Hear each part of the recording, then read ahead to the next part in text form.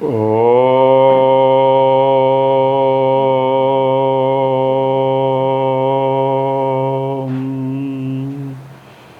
വടവിടപി സമീപേ ഭൂമിഭാഗേ നിഷണ്ണം സകലമുനിജനാനാം ജ്ഞാനദാതാരമാരാത് ത്രിഭുവന ഗുരുമീശം ദക്ഷിണാമൂർത്തിദേവം ജനനമരണദുഃഖഛേദദക്ഷം നമാമി. ഹരേ ശരണമയ്യപ്പ. ശ്രീ ഗുരുഭ്യോ നമഃ. എല്ലാ സ്നേഹം നിറഞ്ഞ കുടുംബാംഗങ്ങൾക്കും നൂറായിരം നമസ്കാരം. എങ്ങും എവിടെയും സന്തോഷത്തിൻ്റെ, സ്നേഹത്തിൻ്റെ, നന്മയുടെ സുപ്രഭാതം പൊട്ടി വിടരുകയാണ്. സമാനതകളില്ലാത്ത സന്തോഷമാണ് നമുക്ക് എവിടെയും ദർശിക്കാൻ സാധിക്കുന്നത്. ഈ സനാതന ധർമാധിഷ്ഠിത ജീവിതം നയിക്കുന്നവർക്ക് തിരിഞ്ഞു നോക്കേണ്ട, ദുഃഖദുരിതങ്ങളിലേക്ക് തിരിഞ്ഞ് നോക്കേണ്ട, അങ്ങനെ അവരുടെ പാഷൻ ജീവിതമാണ്. അവരുടെ പാഷൻ ജീവിതമായിരിക്കണം. അവരുടെ പാഷൻ അവനവനിൽ സന്തോഷവും സംതൃപ്തിയും കണ്ട് ജീവിതം ആസ്വദിക്കുന്നതായിരിക്കണം. കാരണം പണ്ടേ ഗുരുപരമ്പര ഋഷിപരമ്പരയായി ഏവം പരമ്പരാപ്രാപ്തം, പരമ്പരാപ്രാപ്തമായി ഈ സന്തോഷ സംതൃപ്ത ജീവിതം നയിക്കുന്നവരായിരിക്കണം.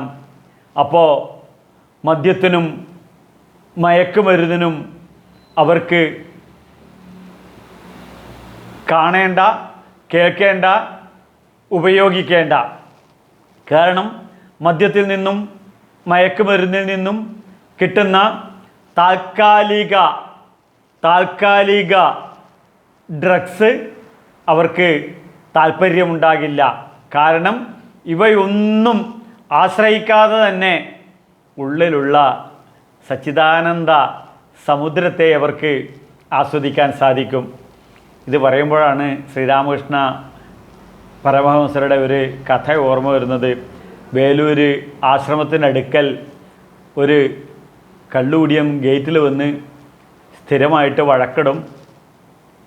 അപ്പോൾ ഈ വഴക്കിന് ശിഷ്യന്മാർ ശ്രീരാമദേവനോട് പറഞ്ഞു, നമുക്ക് അവരോട് മറുപടി പറഞ്ഞ് ചീത്ത പറയാമെന്ന് പറഞ്ഞു. അപ്പോൾ ഗുരുദേവൻ പറഞ്ഞു, ചീത്ത പറഞ്ഞ് വഴക്കിട്ട് കഴിഞ്ഞാൽ തിരിച്ചു തരുന്നതും മേടിക്കേണ്ടി വരുന്നു. അപ്പോൾ 3-4 ദിവസം കഴിഞ്ഞപ്പോൾ ഇയാൾ വഴക്ക് നിർത്തി മുകളിലോട്ട് അകത്തോട്ട് നോക്കി. അപ്പോൾ നിങ്ങളെന്താ അകത്ത് പരിപാടി ചോദിച്ചു. അപ്പോൾ ഞങ്ങൾക്ക് ഇത്തിരി ശ്രദ്ധിക്കണം, നാമ ജപ ലയ ലഹരിയാണെന്ന് പറഞ്ഞു. എന്ത്?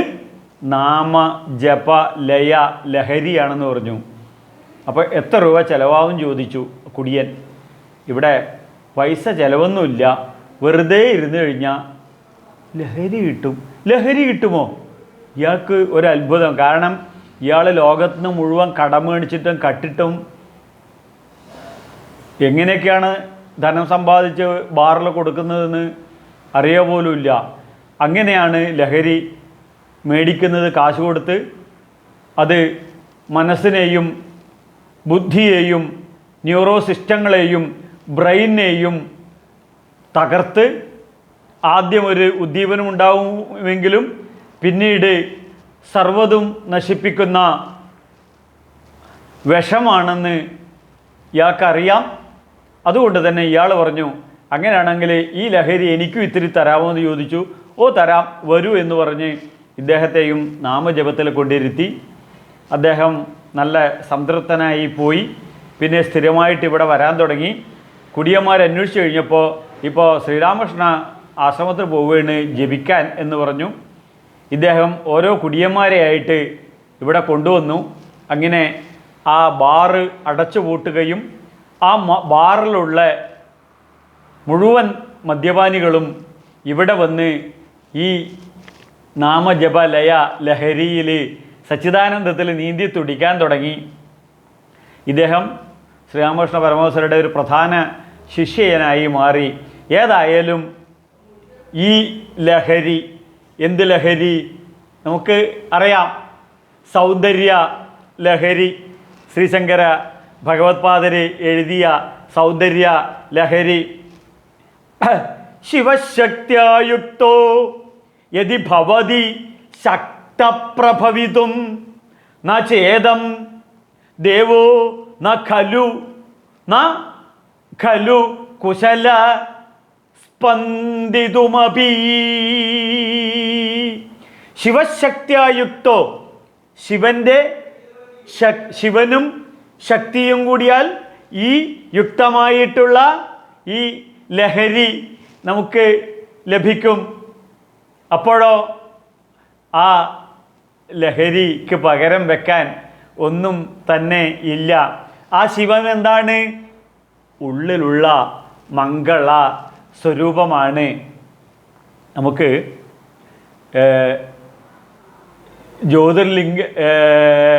ജ്യോതിർലിംഗ ക്ഷേത്രമായ ശ്രീശൈലത്തിലെ മല്ലികാർജുന സ്വാമിയെ ഭജിക്കുന്ന, അതായത് ശ്രീശൈലത്തിൽ വെച്ച് എഴുതിയ, ശ്രീശങ്കര ഭഗവത്പാദര് എഴുതിയ ഒരു നല്ല കൃതിയാണ് ശിവാനന്ദ ലഹരി.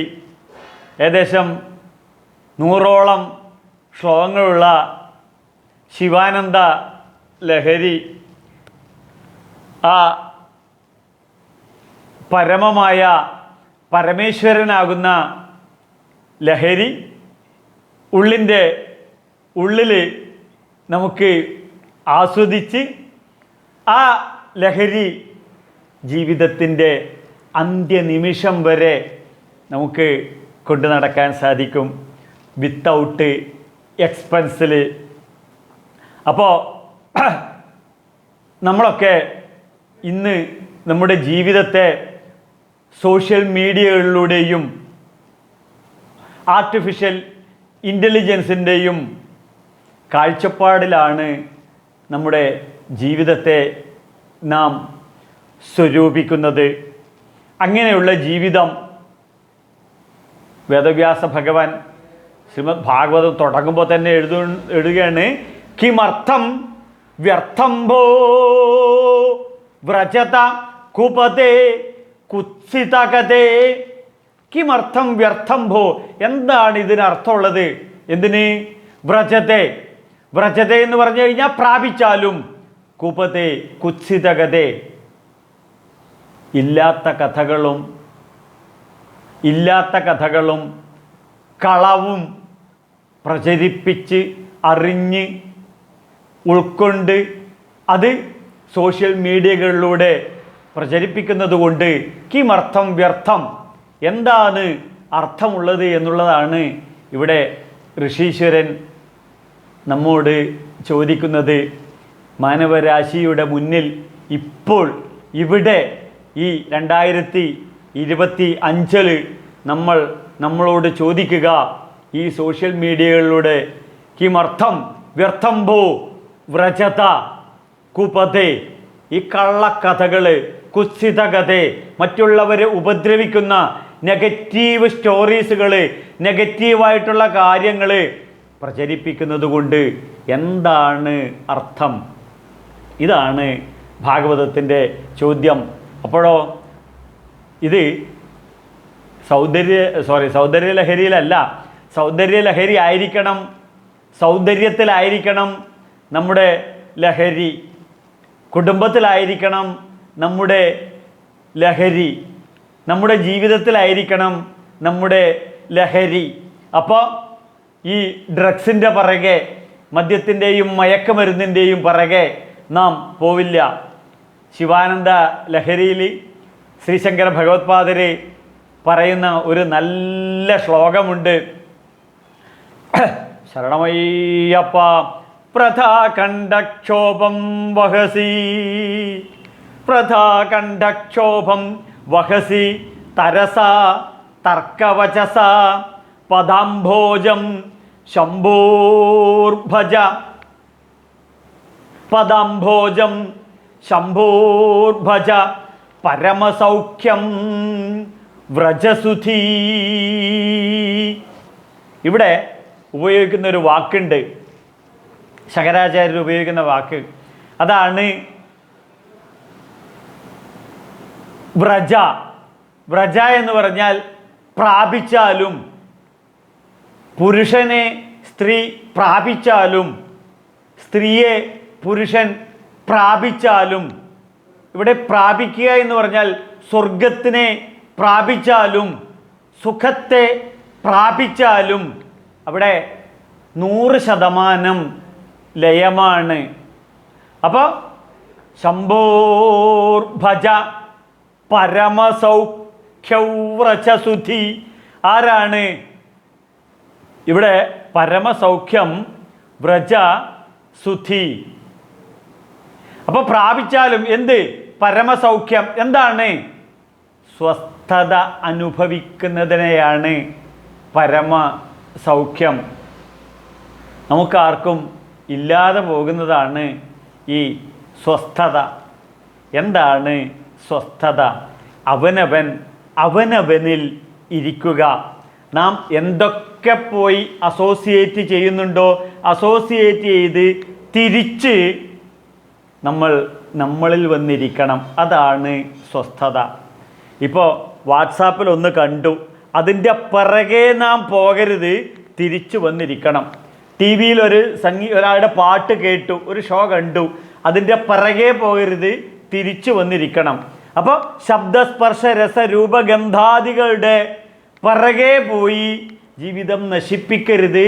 പോകുന്നതിനെ കൊണ്ട് തെറ്റില്ല. ഇവയൊക്കെ ബുദ്ധിക്കും യുക്തിക്കും അൾട്രാ മോഡേൺ സയൻസിനും ആസക്തി ചെയ്യുന്ന രീതിയിൽ അവയോടൊക്കെ പോയി ലയിച്ചോളൂ. പക്ഷെ തിരിച്ചു വന്ന് അവനവൻ്റെ അസ്തിത്വത്തിൽ, അവനവൻ്റെ വ്യക്തിത്വത്തിൽ ഇരിക്കുകയാണെന്നുണ്ടെങ്കിൽ അതിനാണ് ജീവിതത്തിൽ സ്വസ്ഥത. നമുക്കിത്തിരി ടെൻഷൻ കയറുമ്പോൾ, ഇത്തിരി പ്രശ്നം കൂടുമ്പോൾ നമ്മൾ ഭാര്യയോട് പറയും ഞാനൊന്ന് സ്വസ്ഥമായിട്ടിരിക്കട്ടെ. മക്കളോട് പറയും അച്ഛനൊന്ന് സ്വസ്ഥമായിട്ടിരിക്കട്ടെ. മക്കളോട് കൂടുതൽ പഠിക്കുക പറയുമ്പം അവർ പറയും ഞാനൊന്ന് സ്വസ്ഥമായിട്ട് ഇരിക്കട്ടെ. ഈ സ്വസ്ഥതയെയാണ് ശ്രീശങ്കര ഭഗവത്പാദര് ഈ ശിവാനന്ദ ലഹരിയിൽ പദാംഭോജം ശംഭോർഭജ പരമസൗഖ്യവ്രജസുധി, പരമസൗഖ്യം വ്രജസുധി. ഇവിടെ ശങ്കരാചാര്യര് നമ്മെ വിളിക്കുന്നൊരു വാക്കുണ്ട്, സുധി. എന്താണ് സുധി? ധീം രമതേ ഇതി സുധി. ബുദ്ധിയിൽ രമിക്കുന്നതിനെയാണ് സുധി എന്ന് പറയുന്നത്. അപ്പോൾ ഇപ്പോൾ നമ്മളൊക്കെ രമിക്കുന്നത് ബുദ്ധിയിലല്ല, ശ്രദ്ധിക്കണം, പ്രേയസ്സിലാണ്. പ്രേയസ്സിൽ ആത്യന്തികമായ ദുഃഖമായിരിക്കും, ശ്രേയസ് ആത്യന്തികമായി സൗഖ്യമായിരിക്കും. പ്രേയസ് മനസ്സിലാണ്, ശ്രേയസ് ബുദ്ധിയിലാണ്. അതുകൊണ്ട് കൃഷ്ണൻ പൂർണ്ണാവതാരമെടുത്ത് നമ്മോട് പറയും വ്യവസായാത്മിക ബുദ്ധി ഏകഹ കുരു നന്ദന. വ്യവസായാത്മിക ബുദ്ധി. വ്യവസായാത്മിക ബുദ്ധി എന്ന് പറഞ്ഞു കഴിഞ്ഞാൽ ബുദ്ധിയുടെ ഉറച്ച തീരുമാനം. ബുദ്ധി അവിടെ കോൺക്രീറ്റായി പ്രവർത്തിക്കട്ടെ. ബുദ്ധി കോൺക്രീറ്റായി പ്രവർത്തിക്കാനാണ് നമ്മൾ നേരത്തെ സൗന്ദര്യ ലഹരിയിൽ ചൊല്ലിയ ശിവശക്തിയുക്തോ യതി ഭവതി ശക്തപ്രഭവിതും. ശിവനും ശക്തിയുമായി ചേരണം.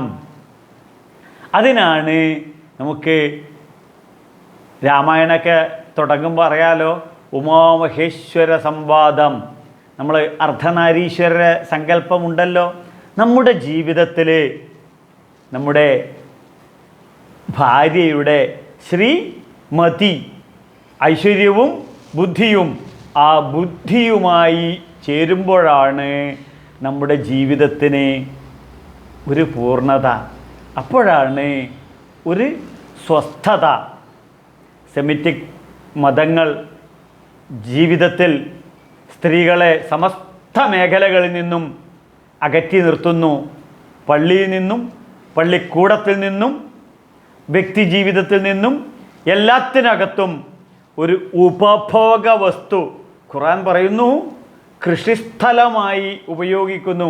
ഞാൻ വിശദമായിട്ട് അതിനകത്തോട്ട് കടക്കുന്നില്ല.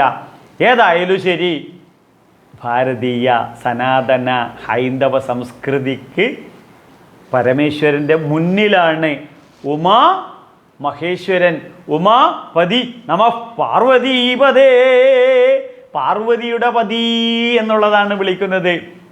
എന്താണ് ഇതിൽ നിന്നും മനസ്സിലാക്കേണ്ടത്? ആധുനിക മനുഷ്യൻ രാവിലെ സുപ്രഭാതം മുതൽ സായം സന്ധ്യ വരെ, സുപ്രഭാത സന്ധ്യ മുതൽ സായം സന്ധ്യ വരെ, സായം സന്ധ്യ മുതൽ സുപ്രഭാതം വരെ ഭാര്യയുമായി തർക്കിച്ച് ജീവിതം തരിപ്പണമാക്കുന്നു. ഭർത്താവുമായി തർക്കിച്ച് ജീവിതം തകർക്കുന്നു. അപ്പോൾ ജീവിതം തകർക്കാനുള്ളതല്ല, ദാമ്പത്യം തർക്കിക്കാനുള്ളതല്ല. ഇതാണ് ശിവാനന്ദ ലഹരിയിലൂടെ ശങ്കരാചാര്യർ നമ്മെ പഠിപ്പിക്കുന്നത്. അപ്പോൾ ഭാര്യ ഭർത്താക്കന്മാർ തർക്കിച്ച് ആര് ജയിക്കും, ആര് തോൽക്കും, ഇതാണ് ആധുനിക മനുഷ്യൻ്റെ വിവാഹ ജീവിതം. പ്രത്യേകിച്ച് ന്യൂജനിൻ്റെ ജീവിതം. അവർക്ക് എല്ലാം അറിയാം, എങ്ങനെ ജീവിതം കൊണ്ടു നടക്കണം എന്ന് അറിയില്ല. അപ്പോൾ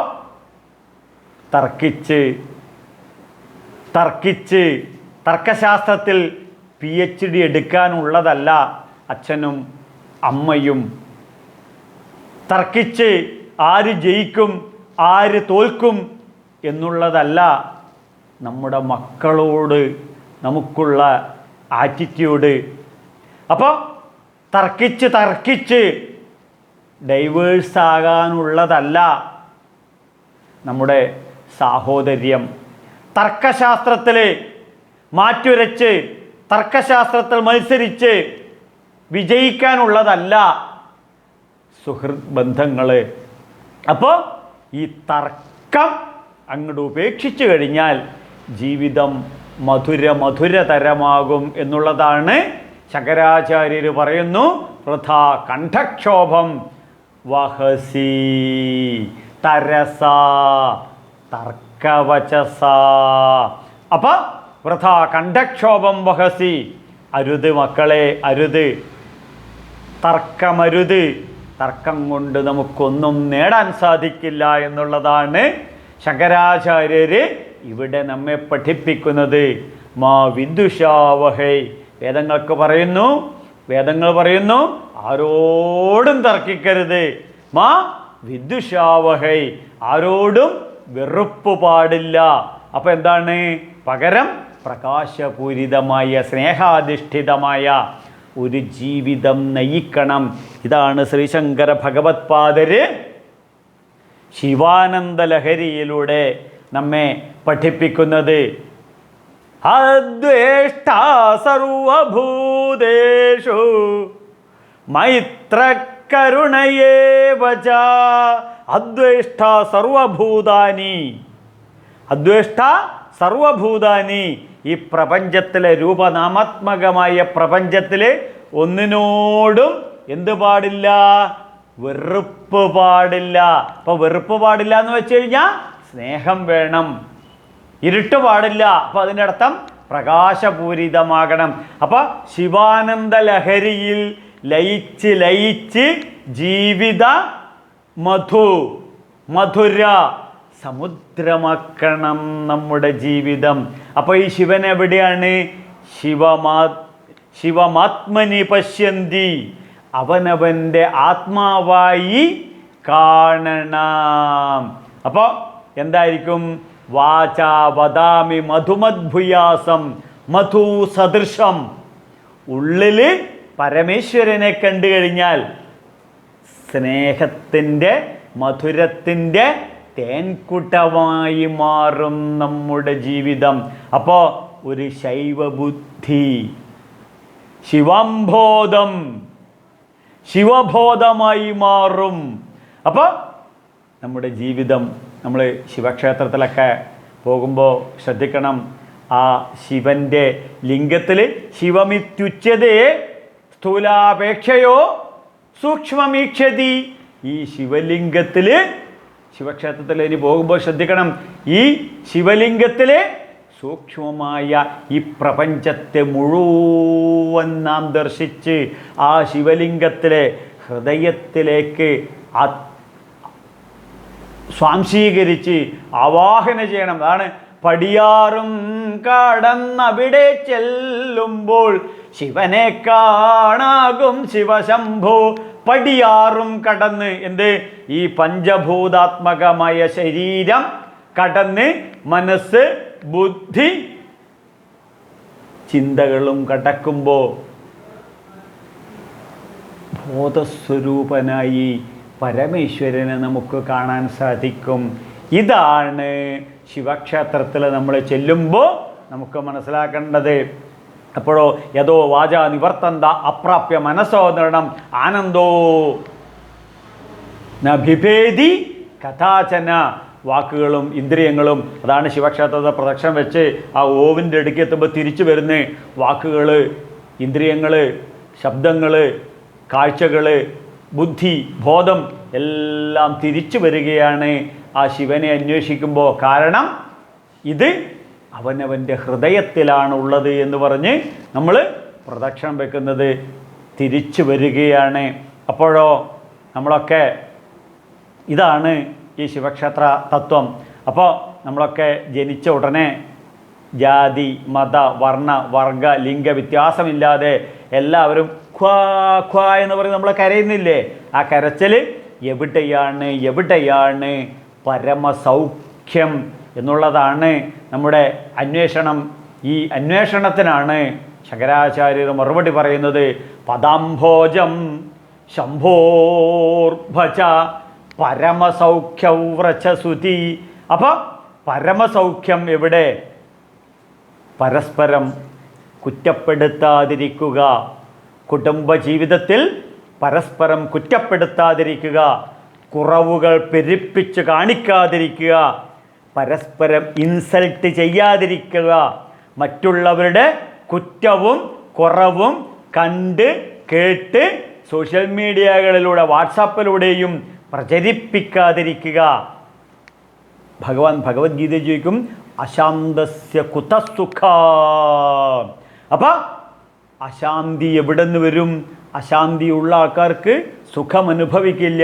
അപ്പോൾ പരമമായ ശാന്തി. അപ്പോൾ ഡിസ്റ്റർബ്ഡ് മൈൻഡിൽ നിന്നും ദുസ്തർക്കം ഒഴിവാക്കുകയാണെന്നുണ്ടെങ്കിൽ പരമശാന്തി നമുക്ക് ലഭിക്കും. പദാംഭോജം ശംഭോർഭജ പരമസൗഖ്യം വ്രജസുഖ. ഈ പരമസൗഖ്യം നമ്മൾ അനുഭവിക്കണമെന്നുണ്ടെങ്കിൽ എന്ത് വേണം?